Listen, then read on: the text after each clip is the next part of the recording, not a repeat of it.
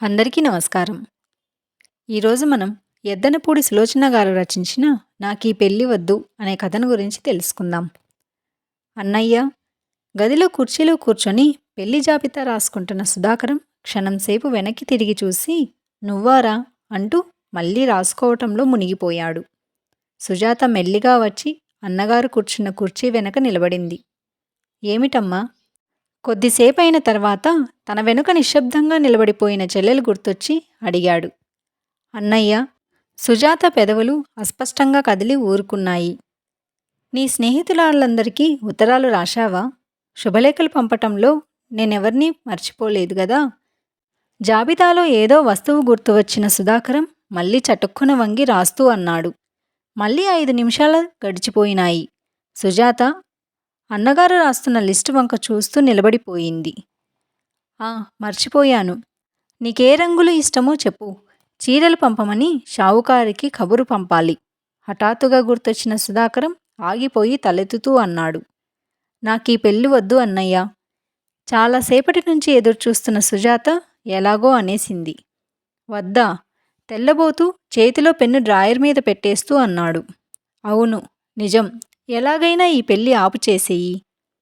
సుజాత మాటల కంటే ముందుగా మొహం ఎర్రబడిపోయింది. అంతకంటే ముందుగా కళ్ళు నేలమీదకు వాలిపోయినాయి.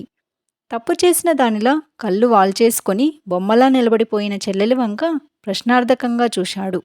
అతని కనుబొమ్మ మధ్య ముడిపడింది. ఎడం చేయి చాచి చెల్లెలి చేతిని పట్టుకుని ముందుకి లాగుతూ ఎందువల్ల? అతను నీకు నచ్చలేదా అన్నాడు. వరుడు నచ్చటం విషయంలో ఎవరికీ అనుమానం లేదు. అందుకే అతను మాట వరుసకి కూడా చెల్లెల్ని అడగలేదు. ఓ విధంగా ఈ సంబంధం తమ స్థితికి ఊహకి మించింది. సుధాకరం మాటలకి అది కాదన్నట్లు తల్లడ్డంగా ఊపింది. మరి ఏమడగాలో అతనికి అర్థం కావడం లేదు. సుజాత చెప్పటం లేదు.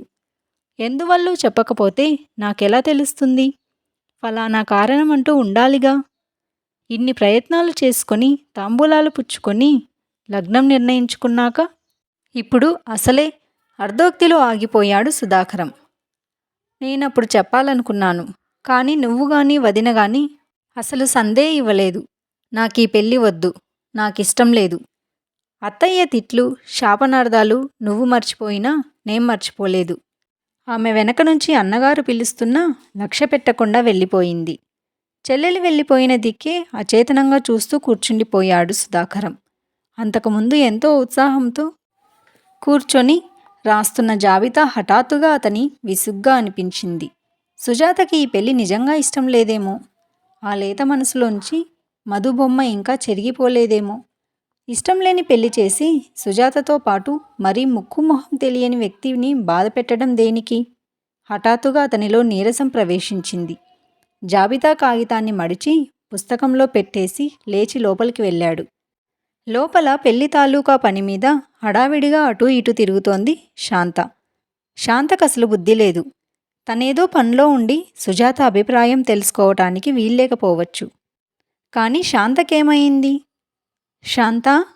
గుమ్మం బయట నుంచి కొంచెం కటువుగా వచ్చిన పిలుపుకి ఎవరితోనో మాట్లాడుతూ ఏదో పనిచేస్తున్న శాంత తలెత్తి చూసింది. సుధాకరం కనుబొమ్మలు ఇంకా ముడిపడే ఉన్నాయి. ఏదో చికాకు కలిగితే తప్ప అవి అలా ముడుచుకోవు. ఏమిటి అంటూ శాంత యువతలకు వచ్చింది.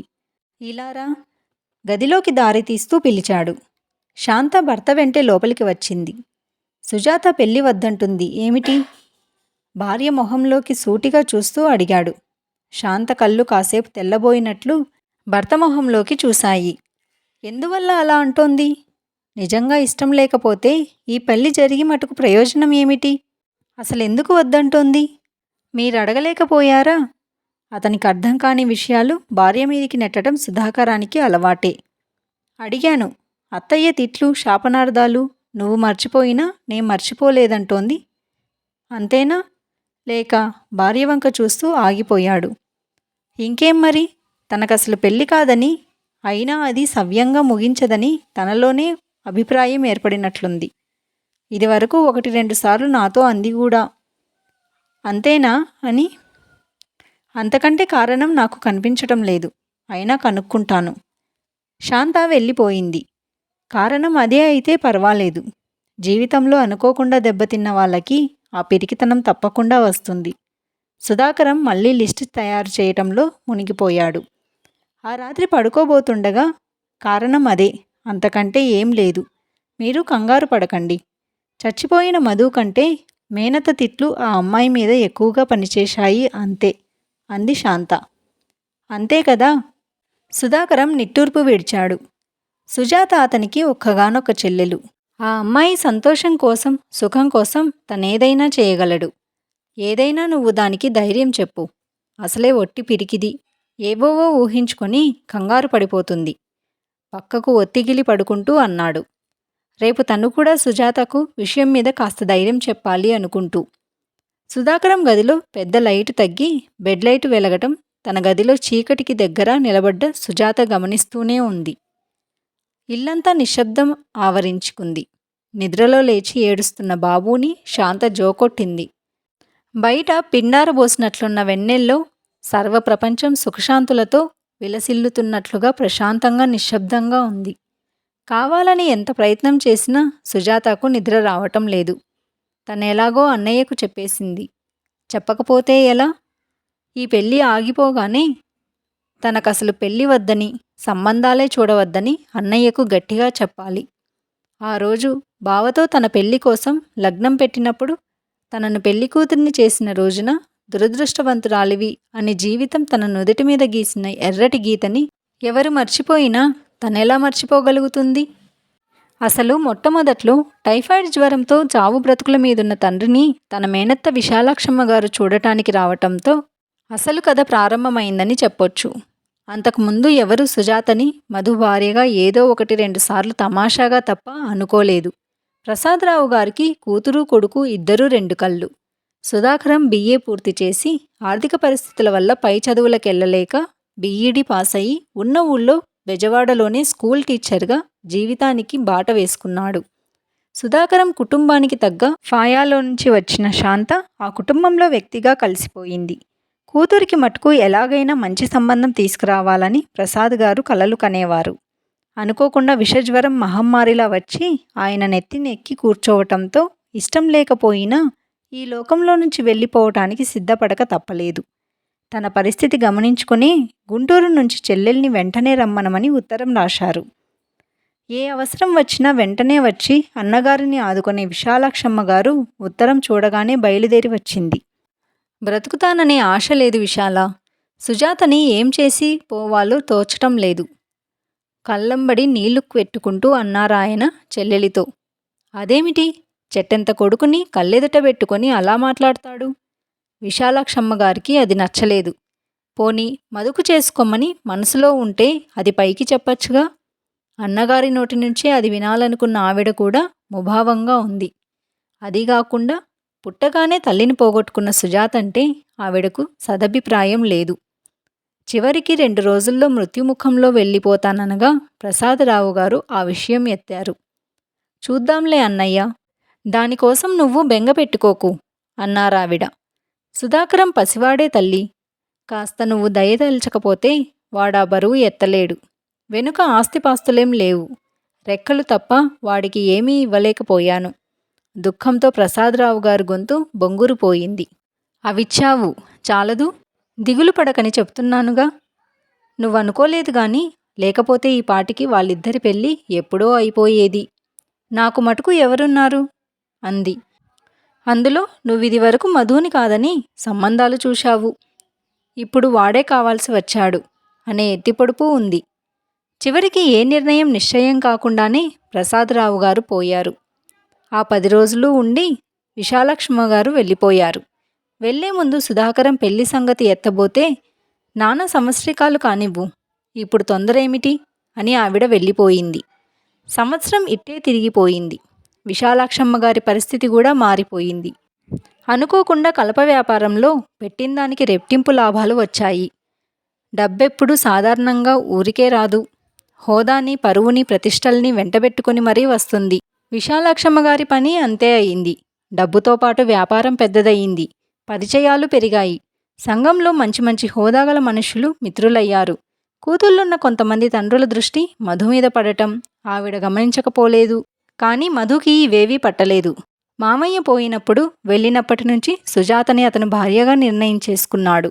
ఈ లాభాలు, హోదాలు అదృష్టవంతురాలైన సుజాత రాకకి సన్నాహాలు అనుకునేవాడు. అదే సుధాకరానికి ఉత్తరంలో రాసేవాడు కూడా. సుధాకరం విశాలాక్షమ్మ గారి మౌనం చూసి జంకినా మధు ఉత్తరాలు నిశ్చింతగా ఉండేటట్లు చేశాయి. మరో ఏడాది గిర్రున తిరిగిపోయింది. ఈ లోపల మధు ఏదో పని పెట్టుకొని అడపాదడపా బెజవాడ వచ్చిపోయేవాడు. ఆ ఇంట్లో వివాహం కాకపోయినా ఇంటి అల్లుడుగానే మధుని అందరూ చూసుకునేవారు. సుజాత సరే సరి, మధు వచ్చాడని తెలిస్తే చచ్చిన గదిలో నుంచి బయటికొచ్చేది కాదు. అంత సిగ్గైతే ఎలా చూడు. ఆ 3 ముళ్ళు వేసి నీ సిగ్గు నిమిషంలో ఎగరగట్టకపోతే. ఎప్పుడూ అనుకోకుండా కనిపించిన సుజాత చేయి గట్టిగా పట్టుకుంటూ అనేవాడు. మొహమంతా ఎర్రబడిపోగా సుజాత చేయి లాక్కుని పారిపోయేది. మధు కోరిక మీదనే సుధాకరం మేనత్త పేరిట వివాహానికి ముహూర్తం ఏర్పాటు చేయించటానికి అనుమతి కోరుతూ ఉత్తరం రాశాడు. తిరుగు తపాలాలో విశాలక్షమ్మ గారి దగ్గర నుంచి ఘాటుగా సమాధానం వచ్చింది. అందులో మొదట్లో మధుని కాదని సుజాతకి సంబంధాలు వెతికిన విషయాలు గుర్తు చేస్తూ, ఇప్పుడు మధుకి సుజాత కంటే 1,00,000 రెట్లు విలువైన సంబంధాలు వస్తున్నాయని, ఎలాంటి పరిస్థితుల్లోనూ సుజాత ఆ ఇంటి కోడలు కాలేదని, ఏదైనా ఆర్థిక ఇబ్బందుల వల్ల బాధపడుతున్నట్లయితే సుజాత పెళ్లికి తను సంతోషంగా సాయం చేస్తానని, మరో సంబంధం చూసుకోమని రాసింది. ఉత్తరం చూస్తుండగానే అందులో అక్షరం అక్షరం ఇచ్చే అర్థం అవగాహనం చేసుకుంటూనే సుధాకరం మండిపడ్డాడు. రోషంతో అతని నరనరం వణికిపోయింది. మధు ఇష్టాన్ని గ్రహించాక కానీ లేకపోతే ఏనాడు తమ సుజాతను బలవంతాన కట్టబెట్టాలని అనుకోలేదు. పైగా డబ్బు సాయం చేస్తుందట. డబ్బు సాయం. తను మరీ అధమపు స్థితిలో లేనని వెళ్ళి చెప్పాలనిపించింది. కానీ ఇందులో మధు అభిప్రాయం తెలుసుకుందే తొందరపడకూడదని నిర్ణయించుకొని తల్లి రాసిన ఉత్తరాన్ని మధు పేరు పోస్ట్ చేశాడు. ఆ సాయంత్రం కాలేజీ నుంచి మామూలు కంటే త్వరగా వచ్చేసిన మధు సరాసరి వంటింటి దగ్గరికి వెళ్ళి, ఈ ఉత్తరం నువ్వు రాసిందేనా అమ్మా అని అడిగాడు. క్షణంసేపు అర్థం కాని విశాలాక్షమ్మ గారు ఏ ఉత్తరం అంటూ తీసుకుని కొయ్యబారిపోయింది. సుధాకరం ఇలాంటి పని చేస్తాడనుకోలేదు. అయినా మునిగిపోయింది లేదు. అవును, ఏం అంది తల్లి తప్పు సరిచేసుకుంటూ. ఇంతవరకు ఏ విషయంలోనూ నా మాట కాదనలేదు. ఎందులోనూ కాదనటం నాకిష్టం లేదు. సుజాత తప్ప ఇంకెవరూ ఈ ఇంటికి కోడలుగా రాలేరు. తర్వాత నీ ఇష్టం అని వెళ్ళిపోయాడు. ఆమె స్థానువులా నిలబడిపోయారు. 10 రోజులు గడిచిపోయిన తర్వాత విశాలాక్షమ్మ గారు సుధాకరం పేరిట లగ్నాలు ఇష్టం వచ్చినప్పుడు నిర్ణయించుకోవచ్చని, పెళ్లి మధుకి ఏ పద్ధతిలో అంగీకారమైతే అదే పద్ధతిలో జరిపించవచ్చునని, ఏ విషయంలోనూ తన ప్రసక్తి లేదని, 2 వైపులా పెత్తనం వహించి ఇష్టం వచ్చినట్లు చేసుకోమని రాసింది. సుధాకరం ఆ ఉత్తరం చూసి తెల్లబోయాడు. ఆ ఇంట్లో విశాలాక్షమ్మ గారి విలువ, వ్యక్తిత్వం గ్రహించిన అతను అత్తయ్యకి ఇష్టం లేనప్పుడు అలా చేసుకోవడం మంచిది కాదని, సుజాత వెళ్ళబోయే కుటుంబం భోగభాగ్యాల మాటకి ఎలా ఉన్నా ప్రేమానురాగాలతో ప్రతి వ్యక్తి ఆహ్వానించేటట్లుండాలని మధు పేరిట ఉత్తరం రాశాడు. మర్నాటి సాయంత్రానికి మధు ఊడిపడ్డాడు. వస్తూనే సుధాకరం మీద విరుచుకుపడుతూ, నువ్వు ఏం తక్కువ తినలేదు, అమ్మని మించినట్లే ఉన్నావు. మీ ఇద్దరినీ సర్దలేక జవాబు చెప్పలేక నా ప్రాణం పోతోంది. ముందు పెళ్ళి కాని, తర్వాత అమ్మ సంగతి నేను చూసుకుంటాను. మీ చెల్లెలికేమీ పర్వాలేదయ్యా మహానుభావ అన్నాడు. సుధాకరం తృప్తిగా నవ్వాడు. లగ్నాలు నిర్ణయించుకున్న తర్వాత మధు వెళ్ళిపోయాడు. ఇందులో మేనమామ తనకసలేం పట్టనట్లు ఎటూ చెప్పకపోవడం సుధాకరానికి చాలా బాధ కలిగించింది. లగ్నం నిర్ణయించటం జరిగింది. తనకు అందినంతవరకు ప్రతి విషయంలోనూ మేనత్తని సంతృప్తిపరిచే విధంగా ఉండాలనే సుధాకరం ప్రయత్నం చేస్తున్నాడు. తిథి, వార, నక్షత్రాలు మంచివని చెప్పి పురోహితుడు పెళ్లికి 4 రోజుల ముందే సుజాతని పెళ్లి కూతుర్ని చేయించాడు. వేడుక చాలా వినోదంగా జరిగింది. శాంతకి పిల్లాన్ని దగ్గరకు తీసుకునే తీరుబాటు కూడా లేదు. సాయంత్రం అయింది. పెళ్లికూతురుతో పాటు పేరంటాళ్ళందరికీ కూడా శాంత గాజులు వేయిస్తోంది. మొదట పెళ్లికూతుర్ని కానివ్వమ్మా అంది పెద్ద ముత్తైదు. గాజులు బత్తుల సంచి లోపల నుంచి రంగురంగు గాజులు తీసి సుజాత చేతికి ఎక్కిస్తున్నారు.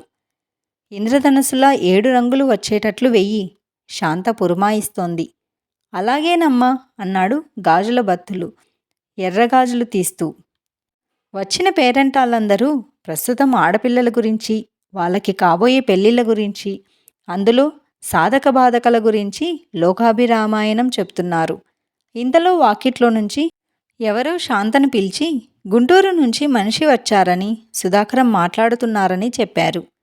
కాబోయే పెళ్లివారి దగ్గర నుంచి మనిషి రావటం ఎవరికీ ఏమంత ఆశ్చర్యం కలిగించలేదు. అందులో అయిన వాళ్ళు, రెండు ప్రక్కలా కావాల్సిన వాళ్ళు, ఏ కబుర్లకైనా ఉండొచ్చు. కానీ శాంత లేచి వెళ్ళింది. 10 నిమిషాలు గడిచిపోయినాయి. గాజుల బత్తు నీలం రంగు గాజు తీసి సుజాత చేతికెక్కిస్తున్నాడు. ఇంతలో బయట నుంచి శాంత హడావిడిగా లోపలికి వచ్చి, ఇదిగో ఆపు, వేసినవి చాల్లే అంది. ఏమిటది, ఎందుకు?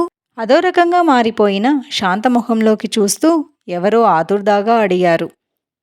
ఆపేసెయ్యి, పెళ్ళి ఆగిపోయిందట. మనిషి వచ్చాడు.